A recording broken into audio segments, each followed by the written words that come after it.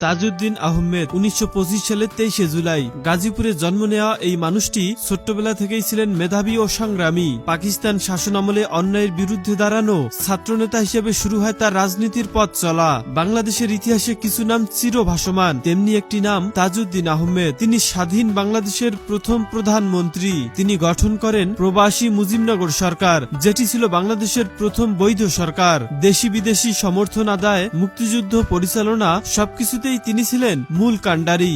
স্বাধীনতা অর্জনের পরও তিনি অব্যাহতভাবে কাজ করে গেছেন একটি ন্যায়ভিত্তিক ও গণতান্ত্রিক বাংলাদেশ গড়তে। কিন্তু দুর্ভাগ্যক্রমে ১৯৭৫ সালে তাকে পৃথিবী থেকে চিরতরে সরিয়ে দেওয়া হয়। তিনি জাতীয় চার নেতার মধ্যে একজন। তাজউদ্দিন আহমেদ শুধু একজন রাজনীতিবিদ নন, তিনি ছিলেন দূরদর্শী, সৎ ও আত্মত্যাগী। তার রেখে যাওয়া সন্তানদের নাম শারমিন আহমেদ রিপি, শিমিন হোসেন রিমি, মাহাজাবিন আহমেদ মিমি ও সর্বকনিষ্ঠ সন্তান সোহেল তাজ।